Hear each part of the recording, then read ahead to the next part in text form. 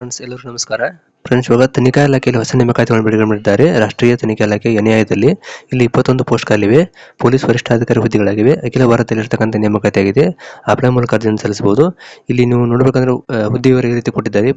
Police ವರಿಷ್ಠಾಧಿಕಾರಿ 7 ಹುದ್ದೆ ಖಾಲಿವೆ. ಆಮೇಲೆ ಪೊಲೀಸ್ ಉಪ ವರಿಷ್ಠಾಧಿಕಾರಿ 11 ಹುದ್ದೆ ಖಾಲಿವೆ. ಇಲ್ಲಿ ಸ್ಯಾಲರಿ ಬಂದ್ಬಿಟ್ಟು 56,100ರಿಂದ 22,87,000 ಪರ್ ಮಂತ್ ಸ್ಯಾಲರಿ ಇರುತ್ತೆ. ವಯೋಮಿತಿ ಜನವರಿ 2022 4ರಂತೆ 56 ವರ್ಷ ಮೀರುವವರಿಂದ ಕೊಟ್ಟಿದ್ದಾರೆ. ಇದ್ರ ಬಗ್ಗೆ ನಿಮಗೆ ಸಂಪೂರ್ಣ ಮಾಹಿತಿ ಹೇಳ್ತೀನಿ, ಎಷ್ಟು ಹುದ್ದೆ ಖಾಲಿವೆ ಅಂತ. ಇನ್ನು ಶೈಕ್ಷಣಿಕ ಅರ್ಹತೆ, ಈ ಹುದ್ದೆಗೆ ಅಪ್ಲೈ ಮಾಡಬೇಕಂತ ಅಭ್ಯರ್ಥಿಗಳಿಗೆ ಶೈಕ್ಷಣಿಕ ಅರ್ಹತೆ ಯಾವುದೇ ಇದರಿಂದ ಪದವಿ ಪಾಸ್ ಆಗಿರಬೇಕು. ಆಯ್ಕೆ ವಿಧಾನ ಬಂದ್ಬಿಟ್ಟು ಲಿಖಿತ ಪರೀಕ್ಷೆ ಮತ್ತು ದೈಹಿಕ ಪರೀಕ್ಷೆ ಮತ್ತು ಸಂದರ್ಶನ ಮೂಲಕ ಆಯ್ಕೆ ಮಾಡ್ತೀನಿ ಕೊಟ್ಟಿದ್ದಾರೆ.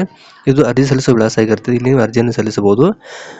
SP admin NIA HQ CGHU complex ಆದರೂ ಲೋಧಿ ರಸ್ತೆ ನವದೆಹಲಿ ಅಂತ ಕೊಟ್ಟಿದ್ದಾರೆ. ಇಲ್ಲಿ ಅಡ್ರೆಸ್ಗೆ ಅಪ್ಲೈ ಮೂಲಕ ಕಳಿಸಬಹುದು.